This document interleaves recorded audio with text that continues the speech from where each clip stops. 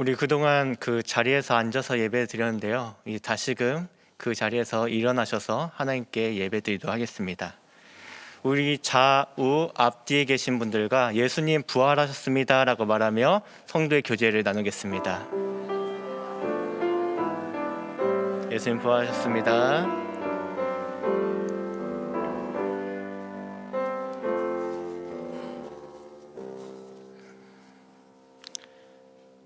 부활주일 예배를 하나님께 올려드리겠습니다. 어찌하여 살아있는 자를 죽은 자 가운데서 찾느냐? 여기 계시지 않고 살아나셨느니라. 갈릴리에 계실 때 너희에게 어떻게 말씀하셨는지를 기억하라. 이르시기를 인자가 죄인의 손에 넘겨져 십자가에 못 박히고 제3일에 다시 살아나야 하리라 하셨느니라. 아멘. 찬송가 615장 그 큰 일을 행하시늘 찬양하겠습니다.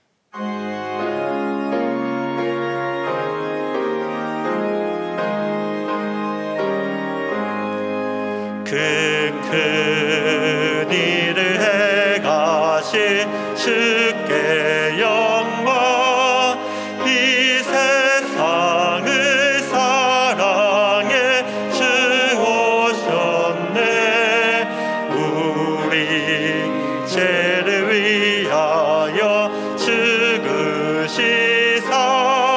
저 영원한 생명을 여시었네. 우리 주 높이세 귀한 말씀 듣고 우리 주 높이세 모두 기뻐하며 주 예수님이 믿어 하나님께 그 행하신 큰 역사 찬양하세.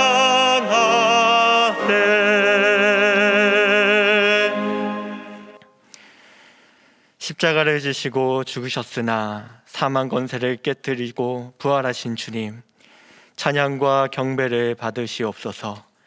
부활의 첫 열매가 되셔서 무덤 문을 여시고 절망과 어둠을 몰아내신 것과 같이 오늘 우리 마음의 문도 열어주셔서 생명과 능력과 소망이 충만하게 하옵소서. 마리아에게 보이시고 사도들에게 보이시고 바울에게 보이시고 성도들에게 보이신 주님, 오늘 예배하는 우리에게 부활하신 영광의 몸을 보여주사 기쁨과 찬송이 충만하게 하옵소서. 예수님의 이름으로 기원하옵나이다. 아멘.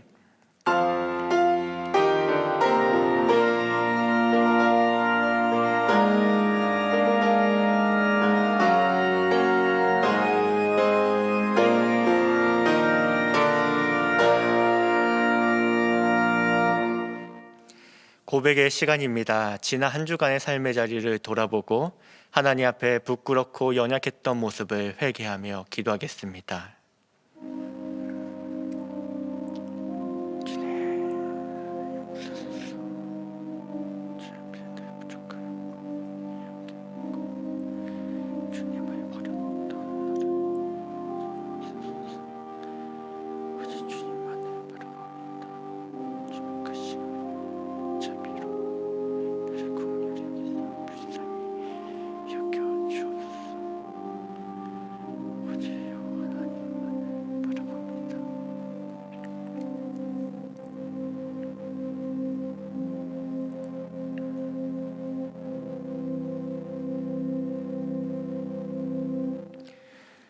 우리를 향한 용서의 말씀은 시편 34편 18절과 20절입니다.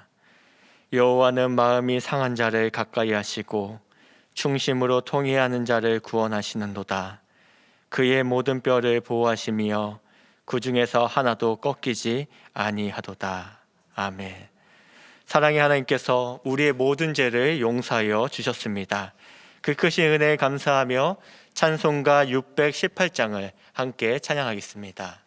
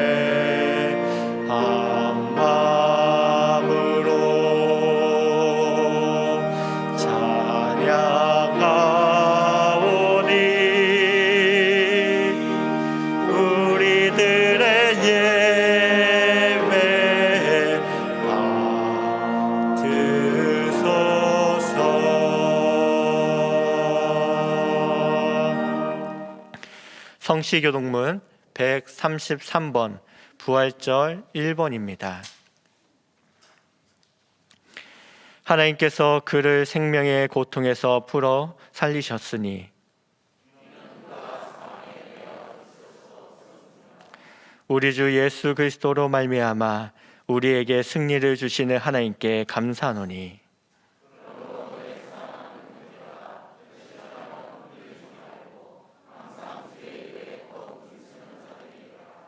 이 말을 할 때 예수께서 친히 그들 가운데 서서 이르시되 너희에게 평강이 있을지어다 하시니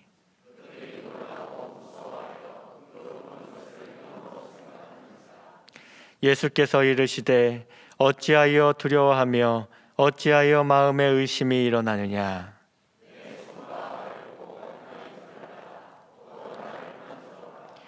영은 살과 뼈가 없으되 너희 보는 바와 같이 나는 있느니라.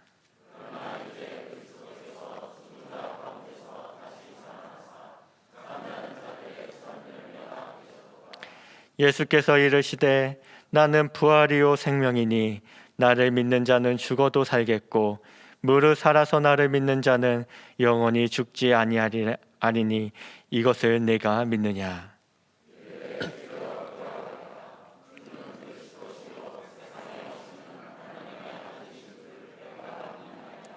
아멘. 사도신경으로 하나님 앞에 우리의 신앙을 고백하겠습니다. 나는 전능하신 아버지 하나님 천지의 창조주를 믿습니다. 나는 그의 유일하신 아들 우리 주 예수 그리스도를 믿습니다. 그는 성령으로 잉태되어 동정녀 마리아에게서 나시고 본디오 빌라도에게 고난을 받아 십자가에 못 박혀 죽으시고 장사된 지 사흘 만에 죽은 자 가운데서 다시 살아나셨으며 하늘에 오르시어 전능하신 아버지 하나님 우편에 앉아 계시다가 거기로부터 살아있는 자와 죽은 자를 심판하러 오십니다. 나는 성령을 믿으며 거룩한 공교회와 성도의 교제와 죄를 용서받는 것과 몸의 부활과 영생을 믿습니다. 아멘. 예배를 위해 반철식 장로님께서 기도해 주시겠습니다.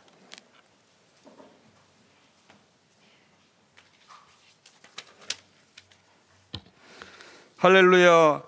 사망 권세 깨뜨리시고 부활의 첫 열매가 되신 우리 주님의 이름을 높여드립니다. 아담 한 사람의 불순종으로 인해 온 인류가 영원한 죽음과 지옥의 형벌 가운데 있을 때에 우리 주님 이 땅 가운데 속죄의 어린 양으로 오시사 친히 십자가에서 우리를 위해 물과 피를 흘려 대속해 주시고 오늘 이 거룩한 주일 아침 부활하심으로 저희의 구원을 완성하시고 부활의 새 생명을 주심을 감사드립니다. 너희가 그리스도와 함께 죽었으니 또한 그를 일으키신 하나님의 역사를 믿음으로 말미암아 그 안에서 함께 일으키심을 받았다고 말씀하신 주님, 저희의 삶이 주님 안에서 새롭게 지으심을 받은 새 피조물로서 부활의 소망을 가진 자로 저 영원한 하늘의 상급을 바라보며 나아가게 하여 주시옵소서. 127년의 역사 동안 변함없이 기묘교회 공동체를 사랑하신 주님, 저희가 코로나 대유행의 힘든 상황 가운데서도 모이기를 힘쓰며 말씀과 기도의 삶으로 회복되게 하시니 감사합니다. 지금도 코로나 위기로 인해 고통 중에 있는 군속들을 불쌍히 여겨주시고 경제적 어려움과 육체적 정신적 고통과 영적 침체로부터 저들을 다시 일으켜 세워 주시옵소서. 하루속히 백신이 온 국민에게 안전하게 투여되게 하시고 그로 인해 모든 국민들이 일상의 삶을 회복할 수 있도록 주의 은총을 베풀어 주시옵소서. 이 시간 특별히 군부 쿠데타로 무고한 생명들이 희생되는 저 미얀마 땅을 위해 기도합니다. 군부의 소수민족 탄압과 무고한 시민을 향한 발포가 중지되게 하시고 그 땅에도 민주와 평화의 날을 속히 허락하여 주시옵소서. 그리하여 그 땅에도 주님의 복음이 편만히 전거되게 하시사 하나님의 참된 공의와 사랑이 넘치는 복된 나라가 되게 하여 주시옵소서. 주님, 오늘은 특별히 세례식을 갖고자 합니다. 세례받는 한 심령 한 심령마다 믿음으로 주님을 나의 주 나의 왕으로 고백하게 하시고 그들의 이름이 하늘나라 생명책에 기록되게 하시며 평생토록 주님과 동행하는 복된 삶이 되도록 인도하여 주시옵소서. 저희 교회학교 엠바레이 다음 세대와 청년들을 주께 올려드립니다. 주여 저들을 진리 안에 든든히 세워주시사 세상의 풍조를 따라가지 아니하고 믿음을 지키며 하나님의 뜻을 따라 사는 거룩한 믿음의 다음 세대들로 키워주시옵소서. 이 일을 위해 수고하고 헌신하는 교육자들과 교사들을 축복하시사 학생들에게 신앙과 삶의 모범이 되게 하시고 영적 도전이 되게 하여 주시옵소서. 또한 여러 가지 여건으로 일시중지된 드림센터의 사역을 다시 열어주시사 이전보다 더 활성화되므로 양육과 섬김과 나눔의 사역을 잘 감당하도록 은총을 내려 주시옵소서. 오늘 또 말씀을 선포하실 담임 목사님을 영육간에 강건케 하시고 생명의 말씀으로 선포케 하여 주시옵소서. 저희가 그 말씀을 들을 때에 하나님의 말씀으로 들려지게 하시고 우리 속에 참된 치유와 회복과 결단이 있게 하여 주시옵소서. 정성으로 준비하여 올려드리는 할렐루야 찬양대의 찬송을 기쁘게 받아주시고 오늘도 교회 구석구석에서 헌신하는 봉사의 손길들을 기억하사 복 내려 주시옵소서. 오늘 이 예배가 하나님 한 분만을 높이며 찬양하는 귀한 예배의 시간이 되어지길 간구하오며 이 모든 말씀 우리를 구원하신 부활하신 예수 그리스도의 이름으로 기도하옵나이다. 아멘.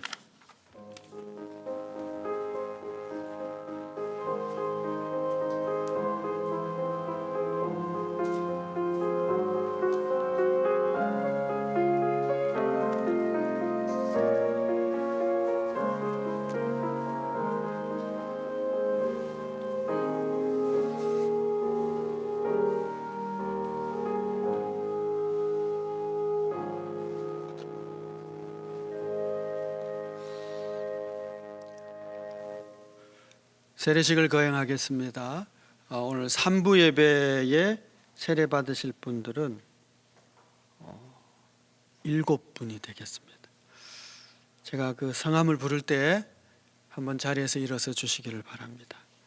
김형준 씨, 최선자 씨, 권보경 씨, 정은미 씨, 김예은 씨, 김강식 씨, 임성윤 씨, 이렇게 7분이 되겠습니다. 여러분들은 제가 묻는 말에 예라고 답해 주셔야 됩니다. 서약식을 거행하는데 우리 모든 우리 성도들이 함께 예배드리는 이들이 여러분의 서약의 증인입니다. 그러니까 잘 들을 수 있어야 되겠죠. 서약한 것이 내가 그 서약 들었다, 그렇죠? 그래서 예라고 분명하게 답을 해 주시기를 바랍니다. 오른손을 드시고 제가 묻는 말에 예라고 답해 주시면 되겠습니다. 여러분은 하나님 앞에 죄인인 줄 알며 그 진노를 면치 못할 줄 알고 오직 그의 크신 자비하심에서 구원 얻을 것을 믿습니까? 여러분은 그리스도께서 하나님의 아들 되심과 죄인의 구주가 되심을 믿으며 복음에 말하는 바와 같이 구원하실 이는 오직 예수님 뿐이라고 알고 믿으며 오직 그에게만 의지하기로 서약합니까? 여러분은 지금 성령님의 은혜만 의지하고 그리스도를 따르는 자가 되고 모든 죄악을 버리고 그의 가르침과 본을 따라 살기로 서약합니까? 여러분은 교회의 관할과 치리에 복종하고 교회의 덕을 세우는 일에 힘쓰며 교인으로서의 의무와 권리를 바르게 행사하기로 서약합니까? 네, 감사합니다. 자리에 앉으시고요. 이제 한 분씩 앞에 나오시면 되겠습니다.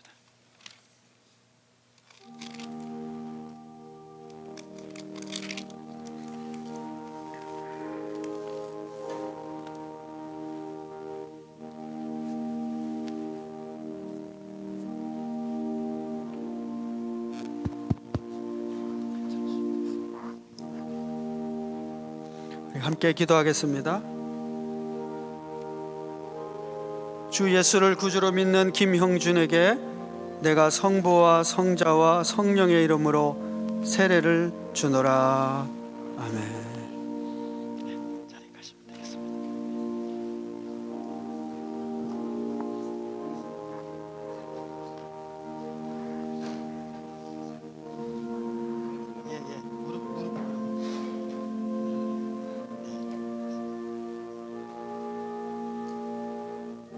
주 예수를 구주로 믿는 최선자에게 내가 성부와 성자와 성령의 이름으로 세례를 주노라. 아멘.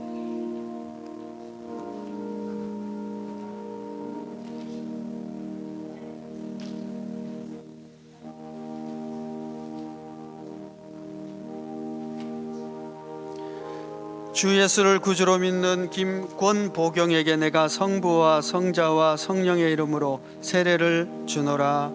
아멘.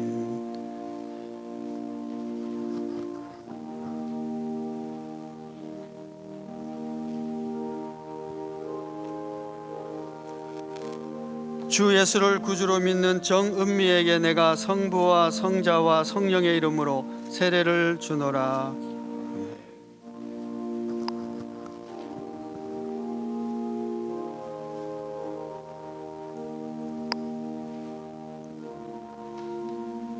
주 예수를 구주로 믿는 김예은에게 내가 성부와 성자와 성령의 이름으로 세례를 주노라.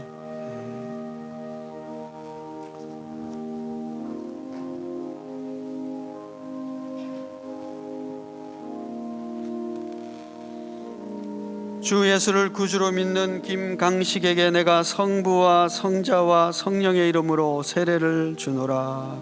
아멘.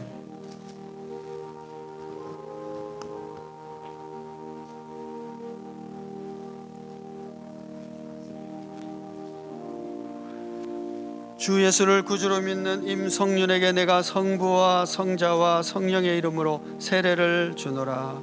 아멘.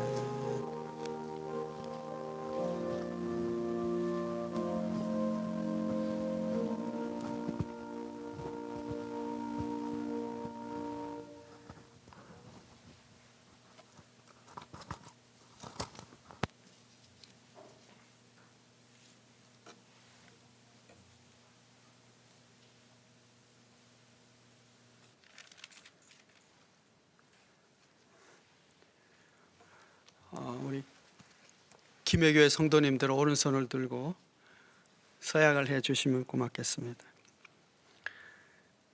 주님께서 명하신 세례 예식에 참여하신 성도 여러분, 여기에 김형준, 최선자, 권보경, 정은미, 김예은, 김강식, 임성윤 이들이 주님의 교회의 한 지체가 되었습니다.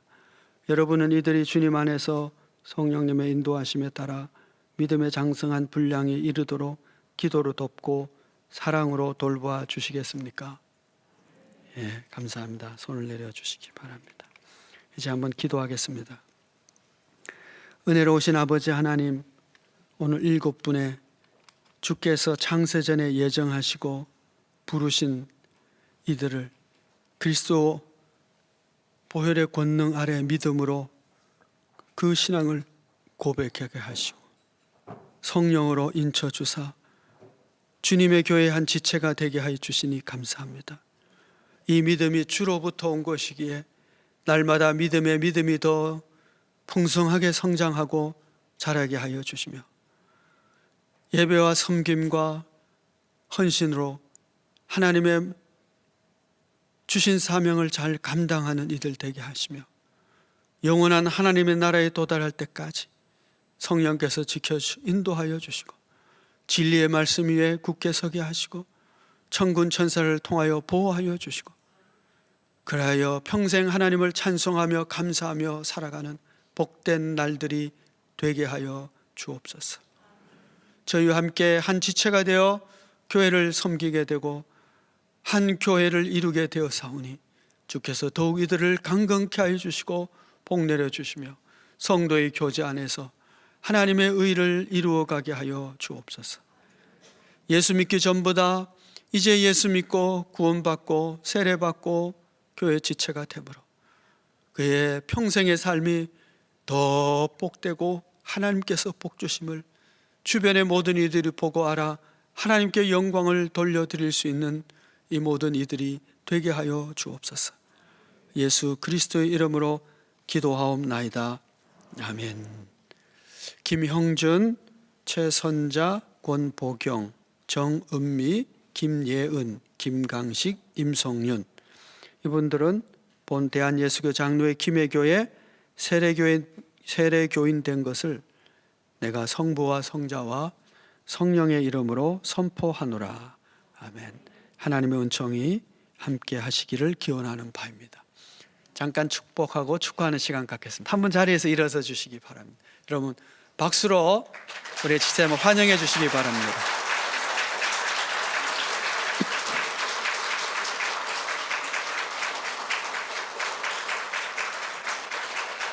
감사합니다.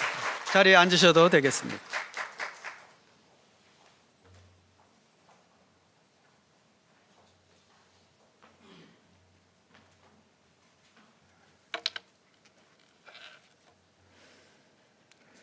오늘 우리에게 주시는 하나님의 말씀은 요한복음 20장 19에서 23절입니다. 신약성경 183면입니다. 요한복음 20장 19에서 23절입니다.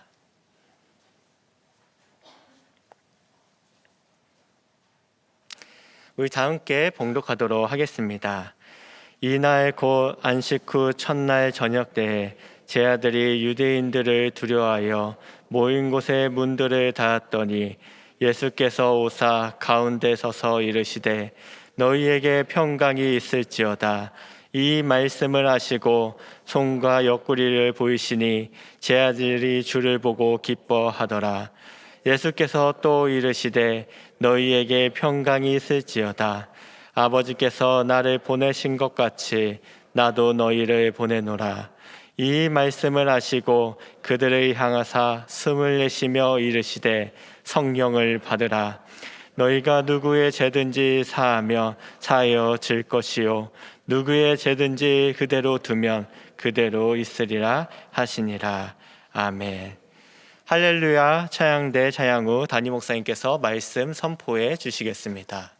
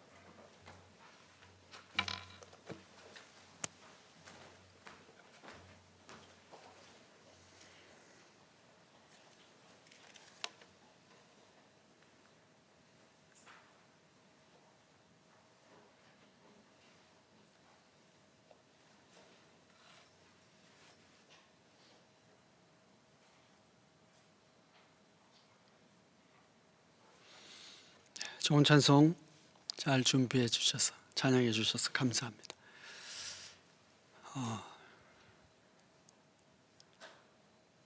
부활절이 되면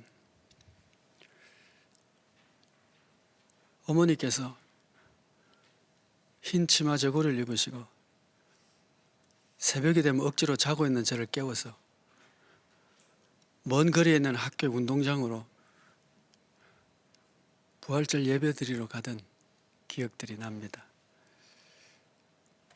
제가 처음 김해에 왔을 때도 그렇게 운동장에서 새벽에 모이곤 했었는데 요즘은 모이라고 하면 안 모일 것 같아요. 그렇죠? 너무 쉽고 너무 편하게 우리가 신앙생활을 하다 보니 감격과 감동도 잃어버린 채 고난주간도 부활절도 맞고 있지 않는가 하는 생각을 하게 됩니다. 오늘 이 아침 부활의 주일 주 앞에 예배드리러 나온 모든 이들에게 부활의 주님이 만나고 그 부활의 주님이 주시는 은혜와 위로와 사랑이 풍성하게 되기를 축복합니다. 우리 장로님께서 기도하셨습니다마는 미얀마에서 일어나고 있는 일들 때문에 온 세계가 다 경악하고 염려하고 걱정하고 기도하는 가운데 있습니다. 언론에 보도된 사진을 보니까 데모에 나가는 아들을 배웅하는 그 어머니와 그 아들의 사진이 있더라고요. 총을 쏘아대는 군인들 앞에 그 자식을 보내는 그 어머니의 마음이 어떨까? 그리고 그 험악한 생명을 잃을지도 모르는 그 현장에 어쩌면 어머니와의 마지막 인사일지도 모르는 그 인사를 하고 떠나는 그 아들의 마음은 또 어떨까? 그런 생각을 해봤습니다. 이들은 도대체 두려움도 없는 사람들인가? 아니면 두려움보다 더 큰 어떤 소망과 가치를 가지고 그렇게 나서는 것일까? 이런 생각을 해보게 되었습니다. 우리는 이런저런 참 많은 두려움 속에서 인생을 살아갑니다. 무료 급식을 하고 있는 김하종 신부님 책 보니까 다 중단하라고 하는데도 그러지 못하는 이유 중에 하나가 한 사람이 너무 배고파요. 배고픔이 가장 무서워요. 라고 하는 그 말 때문에 중단할 수가 없었다라고 하더라고요. 배고픔의 두려움, 직장에서는 해고에 대한 두려움, 직무에 대한 실수가 있지 않을까 하는 두려움, 질병의 두려움, 죽음에 대한 두려움, 실패에 대한 두려움, 타인의 시선에 대한 두려움. 우리에게는 참 많은 두려움들이 있습니다. 그래서 이화영 작가가 그의 책 지지 않는 하루에서 불안과 두려움은 한국 사회뿐 아니라 현대인의 고질병이다. 이렇게 글을 썼더라고요. 여러분 혹시 불안과 두려움이 있습니까? 현대인들이 다 겪고 있는 고질병이랍니다. 너나 할 것 없이 우리가 그런 시대를 살아가고 있다고 할 수 있죠. 오늘 본문을 보시면 부활하신 주님께서 유대인들을 두려워해서 방문을 꼭꼭 잠그고 숨어있는 제자들을 찾아오십니다. 그리고 그들에게 평강이 있을지어다 평화를 축복하고 못에 찔린 손과 창에 찔렸던 옆구리를 보여주시고 그래서 그것을 본 제자들은 기뻐하게 됩니다. 주님께서 다시 한번 너희에게 평강이 있을지어다 말씀하시면서 아버지가 나를 보내신 것 같이 나도 너희를 보낸다 라고 하시며 숨을 내쉬며 성령을 부어주십니다. 그러면서 하시는 말씀이 너희가 누구의 죄든지 사하면 사하여질 것이고 그대로 두면 그대로 있을 것이다 라고 말씀합니다. 오늘 이 말씀을 통해서 첫 번째 부활절 날 이 제자 공동체에 오신 주님께서 무엇을 하셨는지, 즉 이 제자 공동체가 부활의 주님을 통해서 어떤 경험을 했는지를 살펴보며 역시 부활의 공동체, 주님의 제자 공동체라고 할 수 있는 오늘 우리에게도 똑같은 은혜의 역사가 일어나기를 소망하며 이 말씀을 함께 나누고자 합니다. 제자 공동체에 오신 주님께서 가장 먼저 하신 일은 그들에게 평강을 주신 것입니다. 우리가 읽진 않았습니다만은 앞부분을 보시면은 부활하신 주님께서 여인들을 만나고 그 여인들이 제자들에게 와서 부활하신 주님을 내가 보았다라고 전합니다. 베드로와 요한은 또 달려가서 부활의 현장인 빈 무덤을 보았습니다. 소식도 듣고 빈 무덤도 보았습니다만은 그들은 여전히 두려워하는 가운데 방문을 걸어 잠그고 숨어 있었습니다. 그래서 여러분, 우리는 이런 생각을 하게 됩니다. 어떤 소식을 들었다고 해서 혹은 부활의 증거를 내가 보았다고 해서 우리 마음에 평화가 없어지지는, 두려움이 없어지지는 않구나. 소식을 들었다고 해서 어떤 이런저런 증거를 보았다고 해서 참된 믿음이 생겨질 수 없구나 라고 하는 생각도 하게 됩니다. 우리는 내 눈을 보아야 된다, 내 손으로 만져야 된다고 하지만 성경은 그렇지 않다고 말하고 있습니다. 그들에게 부활하신 주님이 오셔서 평강을 주십니다. 현대인의 고질병이 불안이고 두려움이라면 오늘 이 현대를 살아가는 우리 모두에게도 부활의 주님이 필요하다 하는 것을 알게 되죠. 이 부활의 주님을 만난 제자들은 기쁨도 회복됩니다. 주님께서 2번씩이나 평강이 너희에게 있을지어다 2번이나 말씀하셨던 이유가 뭘까를 생각해 봅니다. 그들에게 지금 가장 필요한 것이 평화였기 때문입니다. 두려움 때문에 숨어 있었으니까요. 또 다른 생각을 해본다면 부활한 주님을 만났을 때 우리에게 나타나는 가장 첫 번째 변화는 평화구나 라고 하는 것이죠. 오늘 이런저런 이유로 말미암아 우리의 심령에, 우리 각자의 마음에 두려움이 있다면 우린 지금 바른 믿음의 현장에 있는 것이 아닙니다. 이런저런 두려움이 여전히 남아있다면 우리는 부활의 주님을 아직 만나지 못했다고 할 수도 있을 것입니다.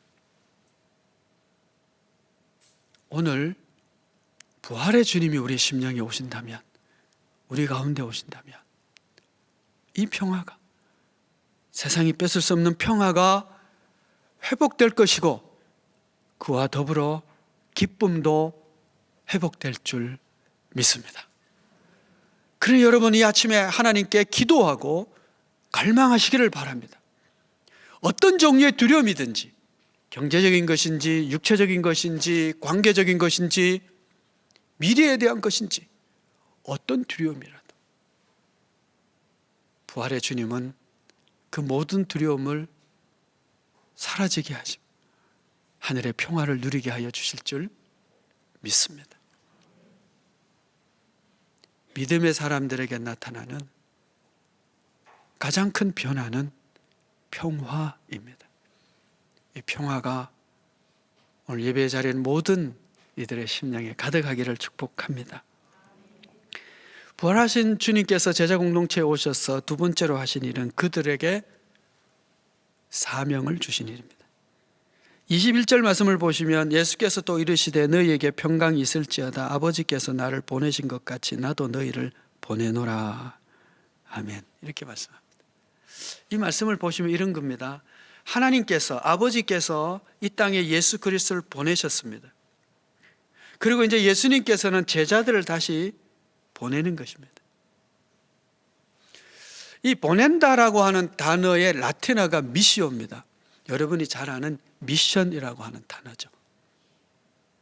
그러니까 하나님께서 죄에 빠진 인간들을 위해서 예수님을 선교사로 보낸 거예요. 보냈다는 게 선교니까요. 선교사로 보낸 거예요.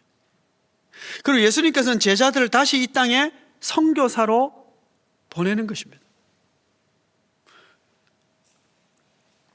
그러니까 선교라고 하는 것은 하나님께서 주체자가 되셔서 이 땅을 구원하기 위해 예수님을 보내셨고, 보냄받은 예수님이 선교사이고, 그리고 그 선교사님인 예수님께서 다시 제자들을 이 세상의 선교사로 보내는 것입니다. 이것이 현대 선교학에서 선교적 교회라고 하는 이 선교론의 성경적 기초입니다. 여러분께서 지금까지 선교사란 저 먼 이방 땅의 언어와 문화가 다른 곳에 파송받아서 복음을 전하고 교회를 세우는 이들이 선교사라고 생각했다면 현대 선교학에서는 그걸 거부하고 있습니다. 선교사들이 가서 선교하고 나머지 성도들은 여기에 있어서 그저 가끔 그들을 위해서 기도하고, 그리고 우리는 예배드리고 신앙생활하고 그러면 된다라고 하는 선교사와 성도를 구분해서 살았던 것이 이전 선교의 실패의 원인이라고 선교학에서는 보고 있습니다. 우리 모두가 다 선교사입니다. 2부 예배 때는 아무도 아멘 안 하시더라고요. 왜냐하면 선교사 그러면 갑자기 막 부담이 확 오기 때문에 그렇습니다. 우리 모두가 주님으로부터 파송을 받은 선교사입니다. 그래서 우리는 우리가 보냄받은 곳에서 선교사의 직무를 감당해야 됩니다. 그것이 직장이든 가정이든 학교든 어디든 우리는 주님으로부터 보냄받은 선교사임을 잊지 마시기 바랍니다. 그래서 주님 주신 사명을 감당해야 하는 것이죠. 이렇게 선교사 파송을 하면서 주님께서는 그들에게 선교 지원 약속을 해주십니다. 선교 지원 약정서라고 할까요? 21절 말씀입니다. 이 말씀을 하시고 그들을 향하여 숨을 내쉬며 이르시되 성령을 받으라. 하나님께서 예수님을 선교사로 이 땅에 보내면서 예수님을 위한 하나님의 대책은 성령님이셨습니다. 그래서 성령으로 잉태하시고 이 땅에 오셔서 또 공적 생애를 사실 때 가장 먼저 하신 일은 세례 받으시고 성령이 임하신 것이었습니다. 그리고 이제 제자들을 선교사로 파송하면서 또 주님이 그들에게 성령을 받으라 그렇게 하십니다. 사도행전에 의하면 성령 받기 전까지는 예루살렘을 떠나지 말라고 또 말씀하셨습니다. 그러니까 우리가 이 땅에서 선교사로서의 사명을 감당할 때에 주님은 우리가 그 일을 능히 감당할 수 있는 대책으로 성령을 주신 것입니다. 그 외에 다른 모든 것들은 있어도 좋고 없어도 괜찮습니다. 선교 사역을 하는데 선교사로서 돈이 좀 넉넉하면 좋겠죠. 근데 없어도 상관없습니다. 지원하고 도와주는 사람들이 함께하는 사람이 많으면 참 좋겠죠. 그런데 없어도 괜찮습니다. 도와주는 지위, 권력, 권세자들이 있으면 참 좋겠죠. 근데 참 이상하게 기독교회사는 돈이 많고 권력이 있고 사람이 많을 때에 오히려 선교의 사명을 감당하지 못하고 하나님께 영광을 돌리지 못했던 적이 참 많은 것을 보게 됩니다. 성령의 충만함으로 선교의 사명을 감당해야 된다는 그것만으로 충분 필요 완전 조건인데 그것을 놓쳐버리고 물질만, 권력만, 사람의 수만 잡았을 때는 오히려 더 타락하기가 쉽다라고 하는 것이죠. 그러나 여러분, 우리가 우리의 사명을 감당하기 위해서 우리 선교 현장으로 나아갈 때에 성령의 충만함을 늘 갈망하시고 성령의 능력으로 무장해서 그 사명을 감당해야 할 것입니다. 이것이 가장 중요한 원칙입니다. 그 외의 것은 있어도 되고 없어도 괜찮은 것이죠. 이렇게 선교사를 파송하고 그 능력을 부어주시면서 하실 일에 대해서 말씀을 하십니다. 23절 말씀을 보시면 너희가 누구의 죄든지 사하면 사하여질 것이고 누구의 죄든지 그대로 두면 그대로 있으리라 하십니다. 주님께서는 지금 제자들에게 용서의 사역으로 파송을 하신 것입니다. 그런데 이 말씀은 굉장히 놀라운 말씀입니다. 예수님께서 병자를 치유하시면서 내 죄를 용서한다, 이 말 때문에 바리새인들로부터 얼마나 많은 시비거리가 된지 모릅니다. 왜냐하면 죄의 용서는 하나님만이 하실 수 있는 일이거든요. 용서는 하나님만이 하시는 일입니다. 그런데 예수님께서 제자들에게 너희가 가서 용서를 빌면 그들의 죄가 사해질 것이고 그대로 두면 그대로 있을 것이라고 말합니다. 하나님의 일을 하게 하신 것입니다. 하나님을 대신한 사역자가 되게 하신 것입니다. 여러분, 선교사가 해야 될 일이, 선교사로서 오늘 우리가 해야 될 일이 바로 용서의 사역입니다. 이것은 하나님을 대신한, 재판관을 대신한 재판관의 대리인으로서의 사역인 것이죠. 재판도 어떤 재판이냐 하면 징계하고 판단하고 그런 재판이 아니라 용서를 선언하는 용서의 하나님의 대리인으로서 우리를 보내시는 것이죠. 부활의 주님을 만난 제자는 용서의 사역으로 파송을 받은 선교사입니다. 그래서 교회는 용서를 선포하는 공동체고 제자는 용서의 사역에서 일하는 사역자들이죠. 성도 여러분, 부활의 주님을 찬양하고 기뻐하는 이날 주님이 주시는 평화로 누리시고 기쁨이 회복되고 성령의 충만함으로 용서를 베푸는 사역자, 선교사들이 다 되어야 할 줄 믿습니다. 지난주 금요일에 소빈 묵상이 사무엘상 13장 12절이었습니다.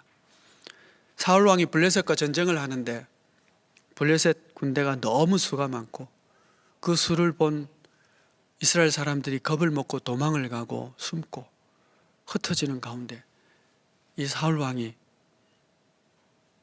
하나님의 은혜는 있고 전쟁에 나서야 되겠는데 사무엘이 오지 않자 자신의 손으로 번제를 드리죠. 그러자마자 사무엘이 나타납니다. 그때 사무엘에게 이런 얘기를 하죠.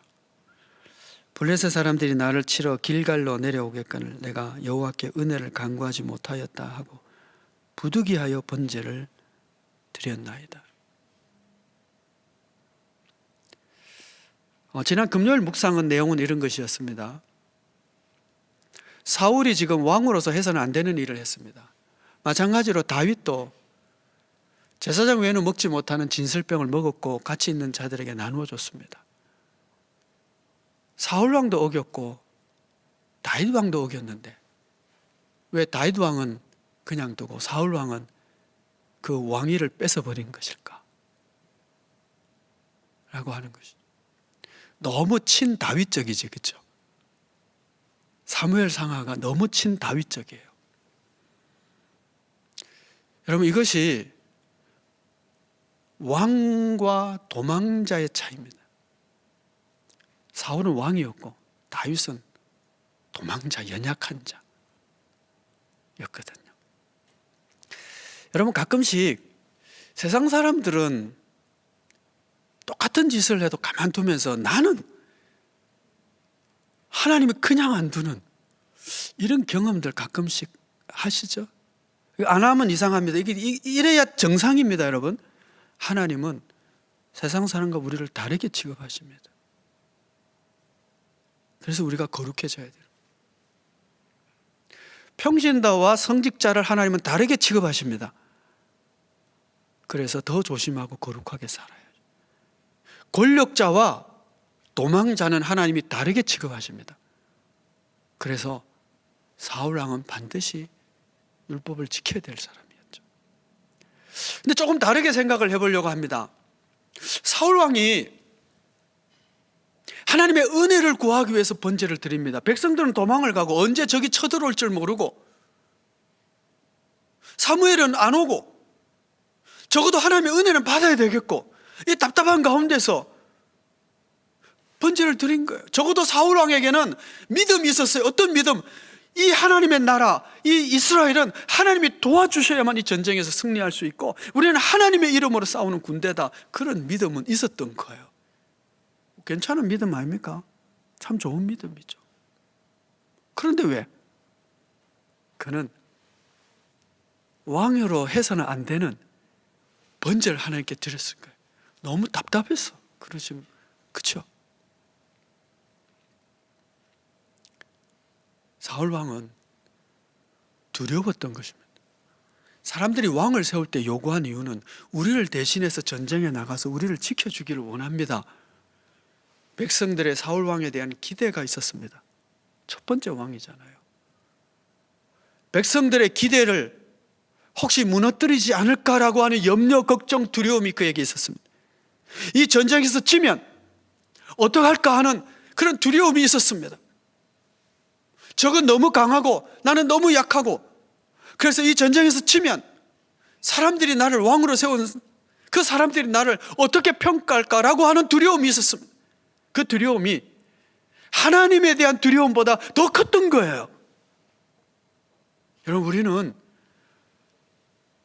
이 땅에서의 두려움, 우리를 위협하는 이 땅에서 그 두려움이 너무 커서 하나님을 두려워하는 것을 잊어버릴 때가 많습니다. 하나님을 두려워하지 않게 된 것이죠. 그래서 그는 결정적인 실수를, 해서는 안 되는 실수를 하게 된 것입니다. 우리도 두려움에 사로잡히면 잘못된 판단을 하고 잘못된 선택을 하고 잘못된 길을 갈 수 있습니다.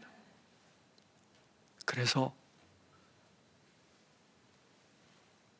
부활의 주님은 우리에게 오셔서 평화를 주시기를 원하고, 우리가 평화를 누리게 되면 바른 판단을, 바른 선택을, 바른 길을 갈 수 있게 될 것입니다. 그것은 다른 것이 아니라 이제 그들을 평안으로 세우고 나서 용서의 자리로 하나님을 대신한 하나님의 대행자로서 파송을 하시는 거예요. 그리고 그들에게 성령을 주셔서 일을 하게 하십니다. 이 부활의 아침, 사랑하는 성도 여러분, 부활의 주님이 주시는 평화를 가지고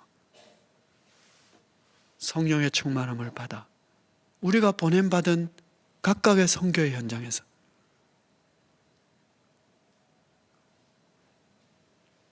긍휼과 자비의 사역을, 하나님의 용서의 복음을 증거하는 용서의 사역자로 맡은 직무를 다 잘 감당할 수 있게 되기를 축복합니다. 기도하겠습니다. 은혜로우신 아버지 하나님, 두려움 속에 문을 닫고 숨어있던 제자들에게 나타나셔서 평화를 주시고 기쁨을 회복시키시고 그들을 용서의 사역의 자리로 보내시면서 성령을 주신 것처럼 이 자리에 오셔서 현대인들의 고질병인 불안과 두려움을 몰아내 주시고 하늘의 평화를 주시기를 원합니다. 그리하여 우리가 기쁨이 회복되게 하여 주시고 성령의 충만함으로 우리가 보냄받은 각각의 삶의 현장에서 선교사로서, 복음의 증인으로서, 화해의 증인으로서, 용서의 사역자로서 우리의 사명을 잘 감당하는 저희 모두가 되게 하여 주옵소서. 예수 그리스도의 이름으로 기도하옵나이다. 아멘. 이 시간에는 찬양 대신에 호산나 찬양대가 부활절 특성을 준비했습니다. 영상으로. 그래서 그 영상을 보는 것으로 우리 찬양을 대신하겠습니다.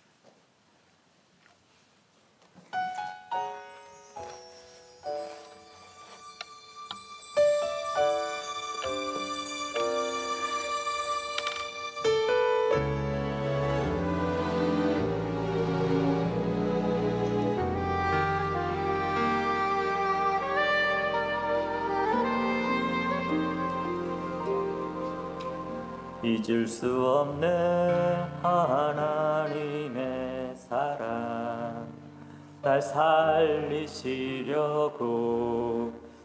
주신 생명, 내 십자가 지고 오르신 갈보리 언덕, 날 향한 사랑 때문에, 우리 때문에 생명 주셨고 우리 때문에 고통 당하셨네. 우리 때문에 갈보리 오르셨네. 무지한 우리 때문에.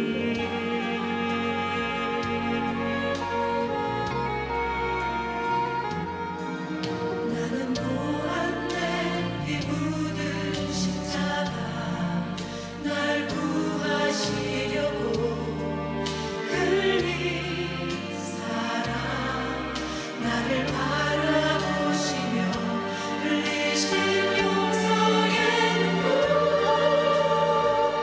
날 향한 사랑 때문에.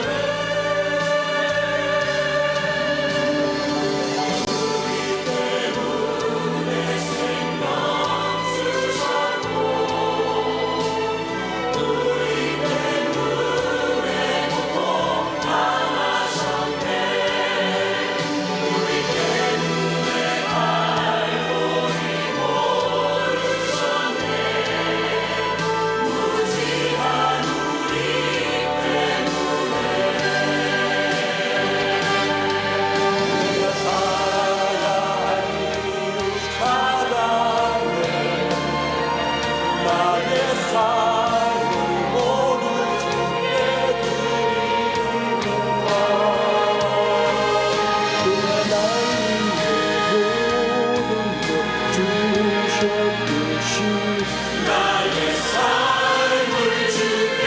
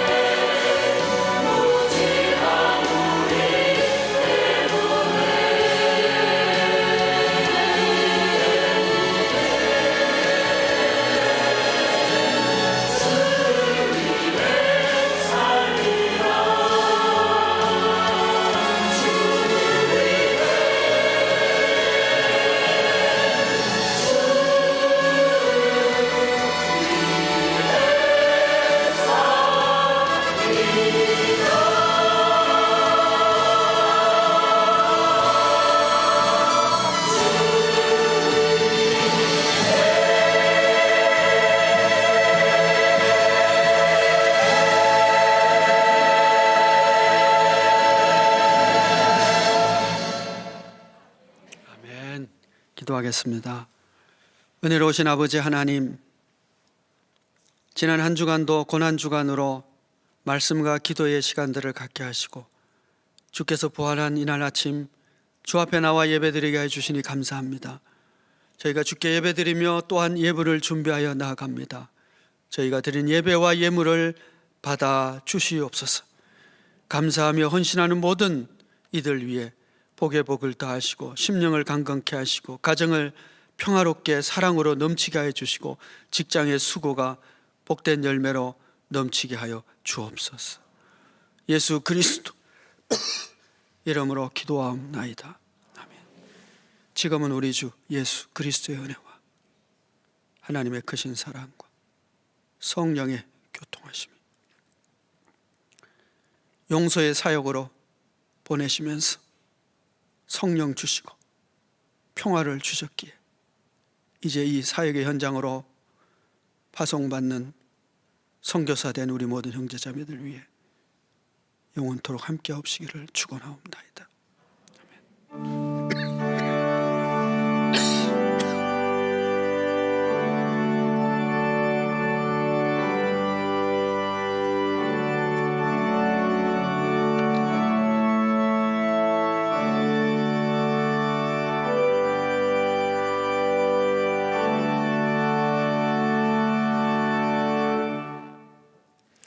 교회 소식 알려드리도록 하겠습니다.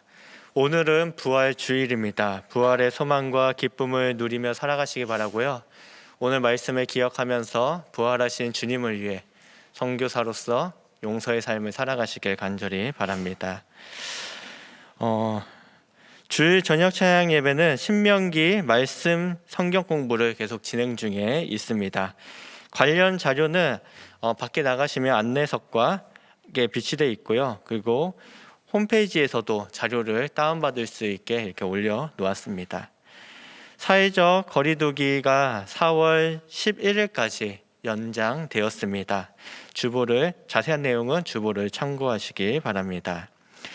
제192회 부산노회가 4월 13일 화요일 장유 대성교회 당에서 있습니다. 교구별 대신방이 대면과 비대면으로 진행 중에 있습니다. 아직 진행하지 못한 구역이 있다면 잘 준비해서 은혜로운 시간 되시기 바랍니다. 오늘 세례식이 거의 진행이 되었는데요.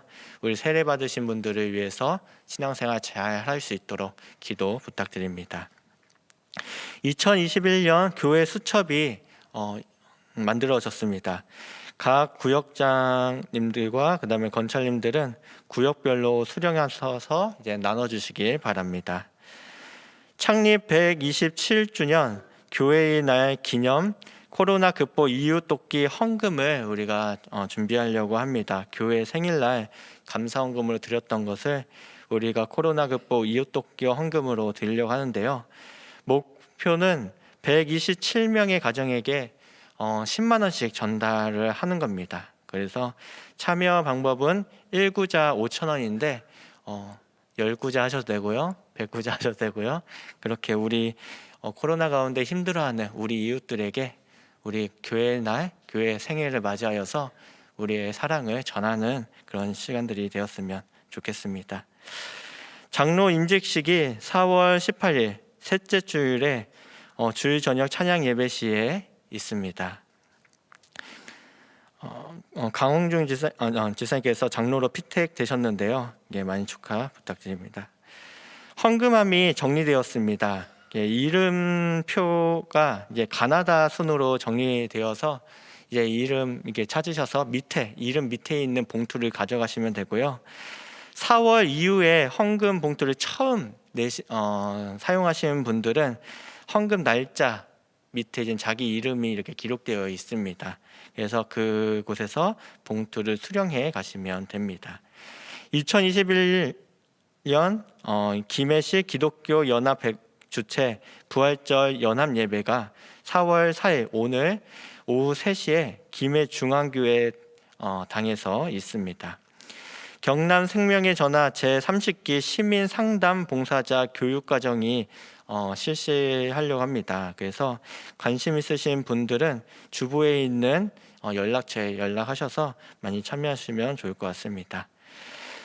성경 통독하신 분 계십니다. 그리고 장례와 입원하신 분 있습니다.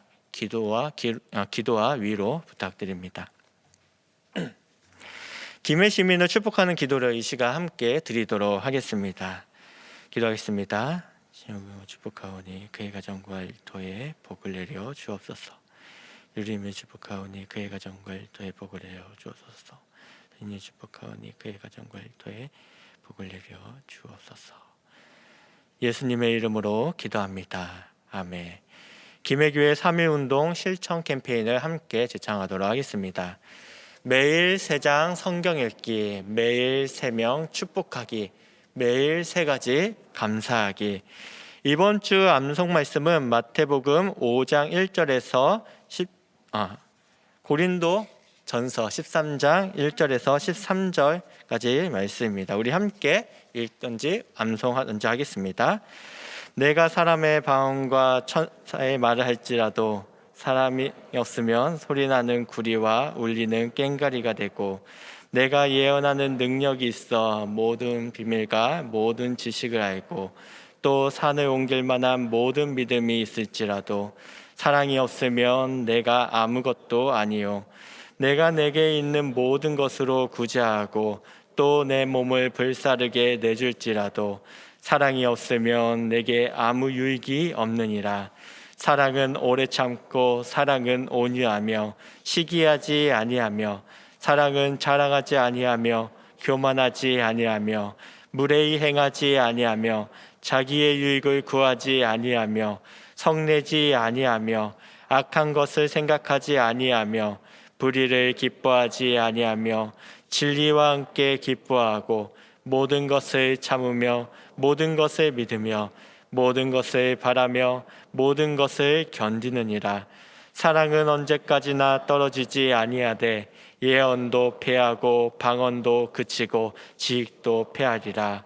우리는 부분적으로 알고 부분적으로 예언하니 온전한 것이 올 때에는 부분적으로 하던 것이 패하리라. 내가 어렸을 때에는 말하는 것이 어린아이와 같고 깨닫는 것이 어린아이와 같고 생각하는 것이 어린아이와 같다가 장성한 사람이 되어서는 어린아이의 일을 버렸노라. 내가 지금은 거울로 보는 것 같이 희미하나 그때에는 얼굴과 얼굴을 대하여 볼 것이요. 지금은 내가 부분적으로 하나 그때에는 주께서 나를 아신 것 같이 내가 온전히 알리라. 그런즉 믿음, 소망, 사랑 항상 있을 것인데 그 중에 제일은 사랑이라. 아멘. 우리 자리에서 일어나셔서 찬송가 623장을 부르고 예배의 모든 순서를 마치도록 하겠습니다.